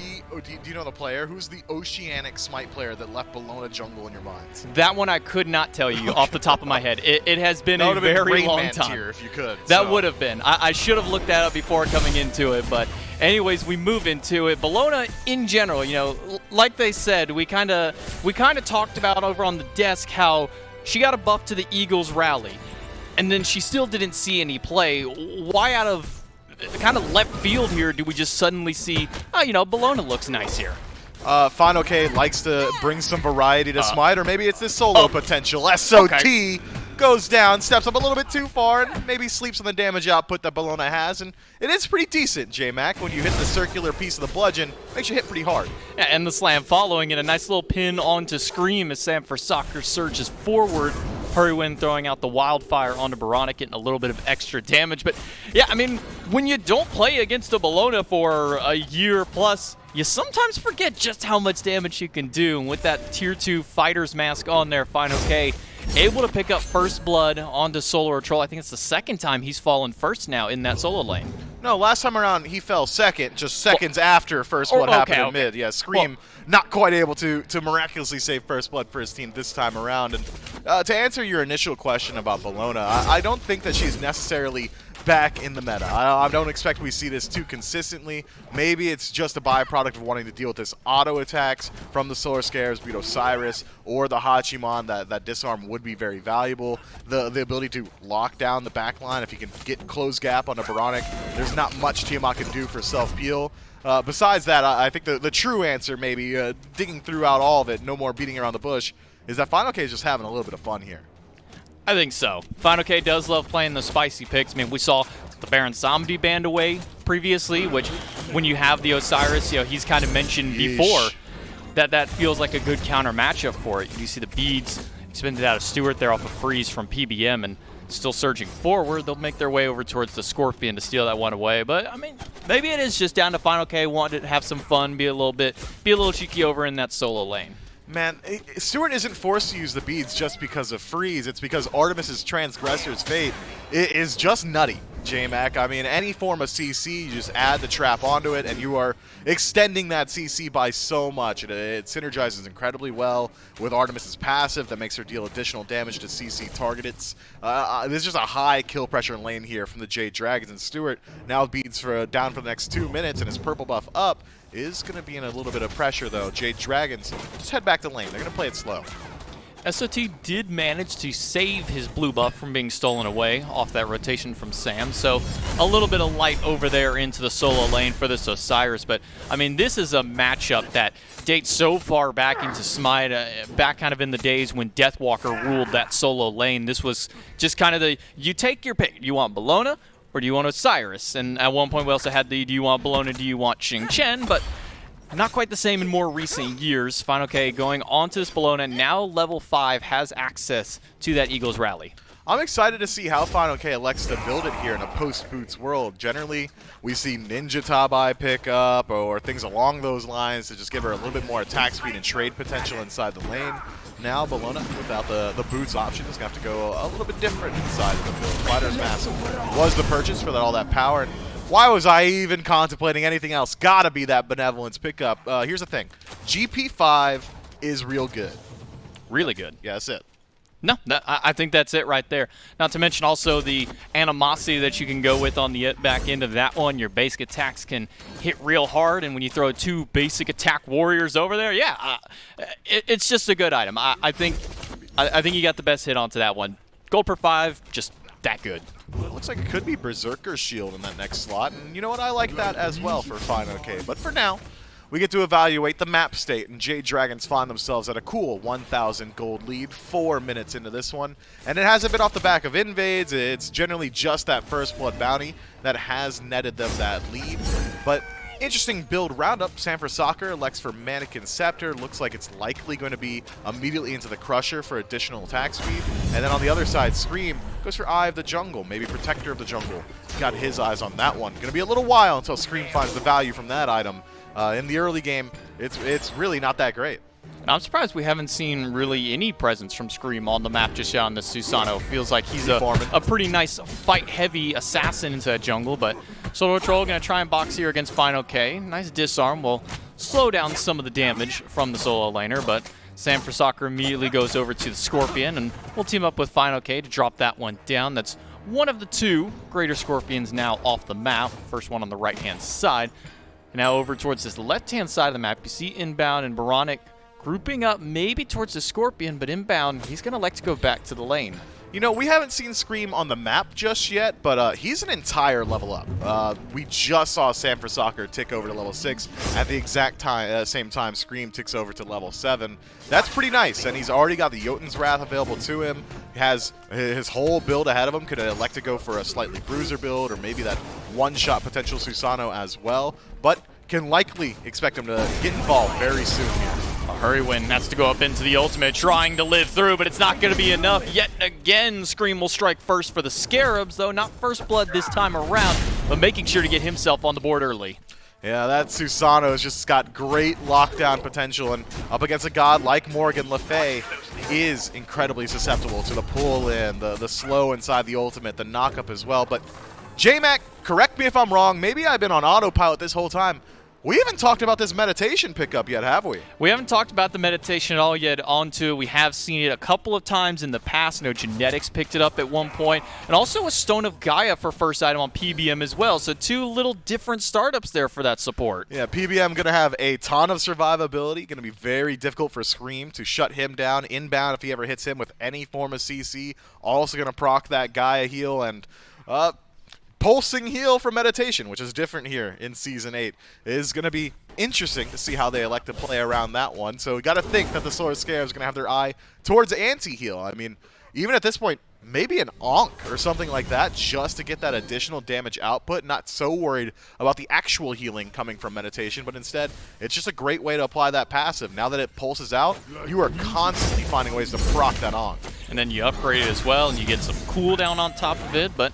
Red buff stolen away. Nice wall by PBM. Stops the Skyhook there from Inbound, so he's not able to get that nice little knock-up onto him. But Now they're setting up around this Gold Fury, or at least Mike is standing around the Gold Fury, not letting Inbound walk any further forward, but instead he'll go over and clear out a ward by the mid lane. PBM looks like he's trying to make a rotation in, or maybe just set up for some vision control. It's been one of their heavy go-tos in this early game, has been these Oracle Harpies. Oracles are just good, man. I mean, there's a lot of farm. It gives you vision on the map, uncounterable vision. Can't drop a ward to deal with that. So instead, the Jade Dragons can put their wards elsewhere and get additional safety for either side lane. Panda Cat can save a little bit of gold, not having to ward it out. Hurrywin under fire yet again. Goes up into the ult to immune the knockup from the Typhoon and will return some damage back to Inbound.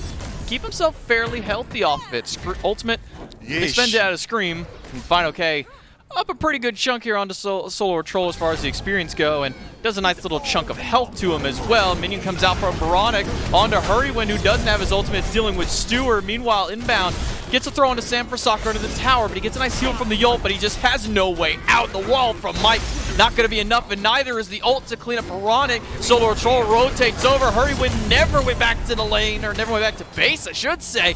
And PBM may fall here, stunning out of Solar Troll from the tether, diving to the tower, Lord the Afterlife over the freeze, and he will find him with a fadeaway tether. But meanwhile, Vinoke on the rotation at least picks up one. He's looking to take some more. Bludgeon gets canceled out. That likely would have put just about anyone down there with a triple proc, but Solar Scarabs happy with how that engagement goes. Huge swing for them. Aren't going to stick around and chase out Fine OK. The rotation from Fine does, however, stop the Scarabs from going towards Gold Fury or even potentially the Pyromancer, Tier 1 Tower. Essentially, this Bologna rotation is just a great way to mitigate loss there. Great little bit from Fine OK, who is still benefiting from a 2-level lead. But that whole fight starts with Hurrywin putting himself out of position near the tower line on that right-hand side, was surrounded by 3 members of the Solar Scarabs and is able to just walk out because Sam for Soccer pulls all of their attention with his taunt, gets tossed into the tower. But as you highlighted in that fight, he didn't go back to base. He didn't reposition. He stuck around, tried to continue to take that fight to peel out for Polar Bear Mike, and, well, Mike died and so did Hurrywin. I'm not sure what the thought process was. Maybe it is, yeah, let's just save Mike. Let's try and save Sam after they saved my life. But Hurrywin never going back there, never got his health pool back up. And so, also, you don't get your beads back up just by going to the base side. Or you got to wait for that timer, and losing out on them and the ultimate means he doesn't really have any safety, doesn't really have any defense onto it. And now we look at Scream here up 2-0-1 on the Susano, about a level and a half up over Sam for Soccer as well. Sam not able to keep up in that farmer. Maybe it's just Scream doing really well across the map, especially in this mid lane. Panda Cat trying to rotate on Inbound here, but it's Fine OK in first. Ultimate out of Inbound and Fine OK, and Scream as well expends the Typhoon for a defense onto that one just to get Inbound out. Yeah, Typhoon lost. You better believe the Jade Dragons make note of that. Gold Fury now under pressure, and without that huge teamfight tool from the Scarabs, they're just going to let this one go. I mean, yeah, you got your boy out alive, but you lost your ability to defend the neutral objective, and the Jade Dragons, despite coming off a pretty crippling teamfight loss, find themselves comfortably in the lead. And with a Polar Bear Mike up about a half a level or so onto Inbound, the gap in experience still around the same for Sam for Soccer and Scream onto that flip side. Hurrywin also down. Inbound goes into the back to try and fight against Sam, but he's got the backup of Scream and Solar Troll there. Nice little ult by Sam. Gets the taunt and a nice little heal, but now it's Fine OK into the mix of it. The Bludgeon not going to land on Inbound. Stun comes out from the tether from Solar Troll. And Baronic to play zone duty on that Tiamat, throws out the Cyclone just to keep Hurrywin pushed back. I love that call from the Scarabs to try and get involved. They know that the speed buff is spawning, and likely Sam for Soccer would have been there alone. If they were just a little bit quicker on the pull from Scream, they would have likely killed Sam for Soccer, who luckily got caught on a bit of the geometry on the map, got saved by his speed buff wall, and it survives just long enough for the rest of the Dragons to rotate back in. But a good rotation from Baronic, and the dropping of that tornado stops that re-engage from the Jade Dragon. So nothing ventured, nothing gained. Well, something ventured, nothing gained this time around for either team. Baronic going to get that red buff for himself, an enhanced red buff at that. They were able to drop their Scorpion on the left-hand side of the map. So they can get a little bit of enhanced damage for not just him, but for Stewart as well. Rather quiet over into the duo lane this time around. We only saw the one kind of big fight happen there into the mid, which is where Stewart ends up falling earlier on. But immediately onto the board, I mean, you're kind of pointing it out to me here. Panda Cat a full item up. Yeah, no reason Stewart's ever going to take a fight against Panda Cat right now. It's going to remain quiet over there. Panda Cat has every single advantage. He's got his support nearby. He's got a 2-level lead, or about a level and a half. He's got an entire Silver Branch bow. Stewart's got one job, and it's to clear waves and wait for Benevolence to build his build for him. And he's going to have to do just that. I mean, you, as a singular Hachiman, are not going to have a fun time against an Artemis and a Ymir knocking at your door. Do you see the mid-Harpies go down? Greater Scorpion started up again here by the Scarabs. They'll go ahead and drop that one down quickly with Scream and Solar Troll teaming up to there. But Tier 1 tower on the right-hand side ends up falling just a little earlier. Final K gets that nice little lead. And, well, you know what they say. You get to get Tier 1 tower, you won your lane. Who said that? Everybody. In my games, that's everybody's mentality. We got the first tower in the lane, so we won the game. So clearly it's the same thing here, right? Yeah, all right, sure enough. Yeah, okay. So Final K won his lane. Yep. He's got a 1-level lead. He's near the top of the damage charts. Damn, he's good. Yeah, all right. I'm with you. Final K is popping off. Doing real well for himself. Went with a Berserker Shield that we mentioned on earlier, as well as the Mystical Mail for some extra defense. Now going into this Enchanted Kusari. Which kind of build path do you go with that Kusari? I mean, do you just double down on the attack speed and maybe just go for a Shogun's?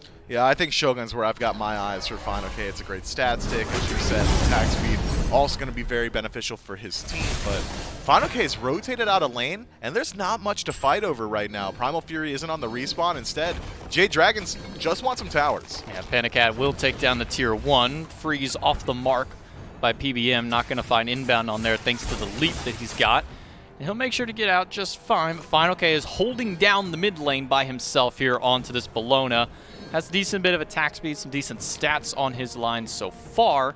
2-0 on the board for him on account of 1 with the first blood and then the earlier rotation into that mid lane fight. A low kill game, but the Jade Dragons will still push their advantage into the mid lane, working down that Tier 1 tower while Mike keeps the other 2 players of the Scarabs busy in the jungle.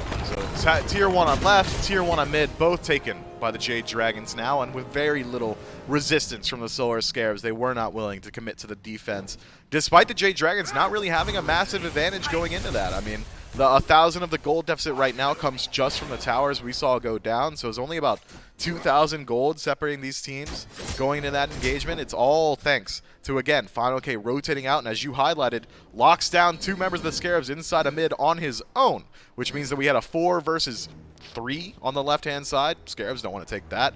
Or a 1 versus 2. Well, the Scarabs didn't want to take that one either, which means the Jade Dragons just went out cleanly. EBM's going to get a nice stun on the inbound just because that bubble is down. The pin to follow up from Sam for Soccer. And right to the Pyromancer they will go to try and drop this objective down for themselves. Wall from PBM. Going to try and do a little bit of zoning. Typhoon charged up and thrown out, but the Dragons are going to be the ones who secure the Pyromancer. SOT still running forward. Nice. Sam under fire, very low, gets into the turtle form, but will get a nice little heal just the back end of it, but not enough to save his life. Veronic takes him down. PBM goes for the ult just to try and save his life, but the wall even better at doing so. Scream ports in with the jet stream, but gets frozen immediately at the tower line. PBM trying to stay alive. Final K's ult's not going to save his life. That's 2 down just for the Pyromancer. Meanwhile, on the other side of the map, Panda Cat didn't really feel like rotating. Instead, takes out a Tier 2 tower. And what a phenomenal wall that was from PBM, blocking off 4 members of the Solar Scarabs.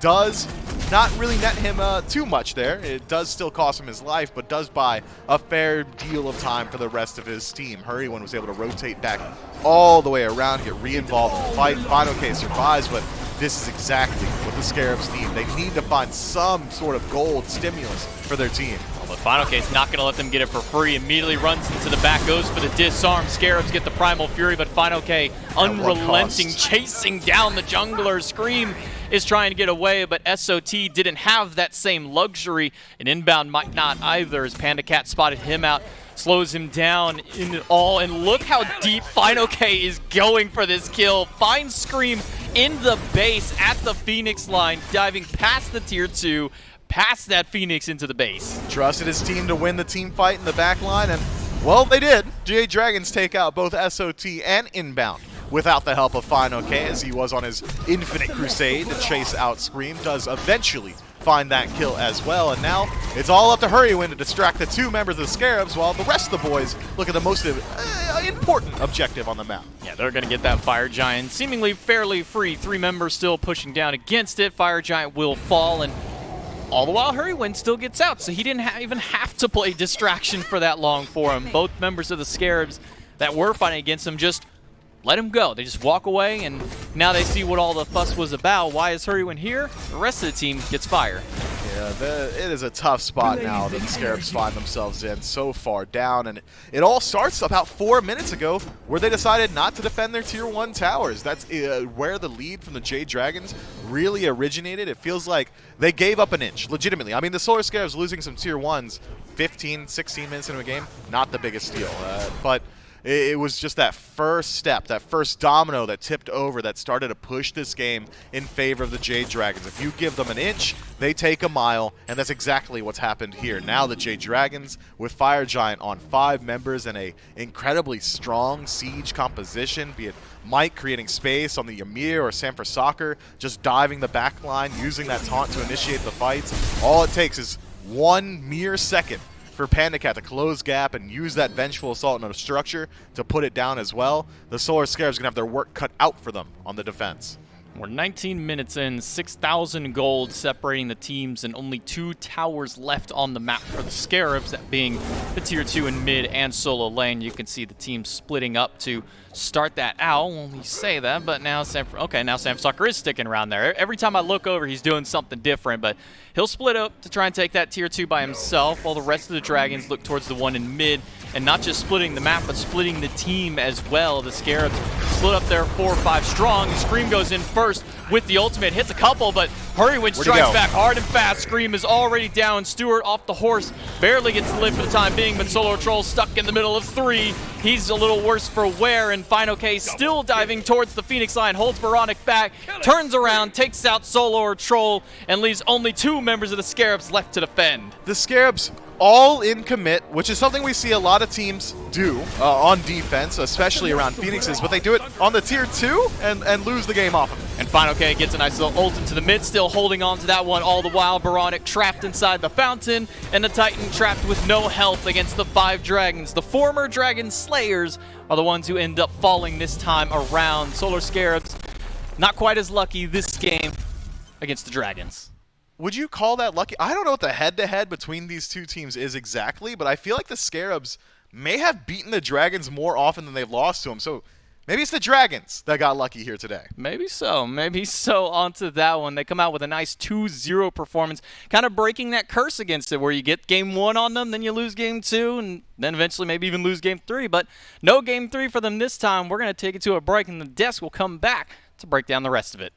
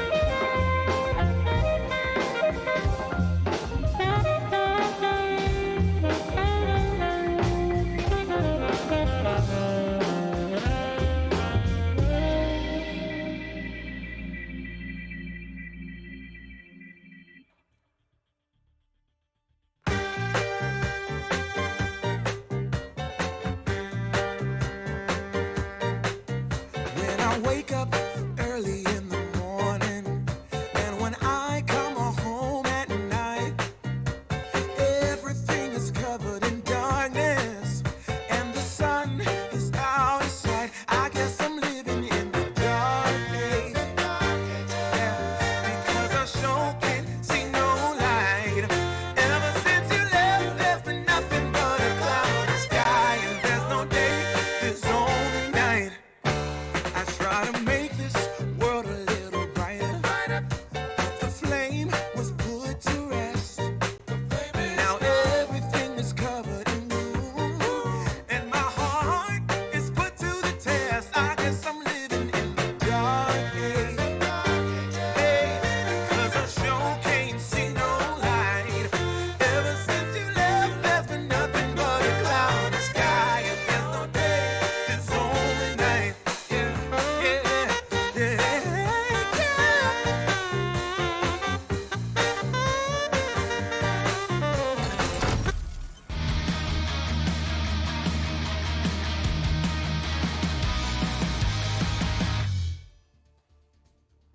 Well, the Dragons find themselves victorious this time around. The Scarabs have given them a lot of trouble historically for whatever reason, but not this time.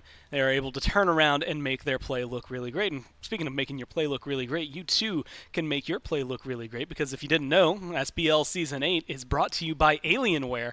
And so you can go to smitegame.com/Alienware right there and use code SMITEAW for some discounts on these amazing products. You can also follow Alienware on Twitter and Instagram at Alienware, and go to alienwarearena.com to join their giveaways and more. And of course, with all of the beautiful tech that they have that the players are playing on the Aurora R10 Ryzen desktop, as well as the monitor, you know, the Dragons looked really happy because they could see their game in perfect picture quality, I think is the quote from the video, as they beat the Scarabs. And Taco, that one really didn't start out that well. You get Sot getting first blooded to a 20-ish minute win for the Dragons. It feels like pretty much from the get-go they had exactly what they needed. Yeah, I think it was a little bit more than 19 minutes even that the Dragons were able to seal the deal on game number 2 here for this set, Gore. But like we mentioned prior to the set even ever taking off, the Dragons were not looking to add to the L columns with their debut against the Scarabs here today. Scream, while he had his attempts, had his moments, I just don't think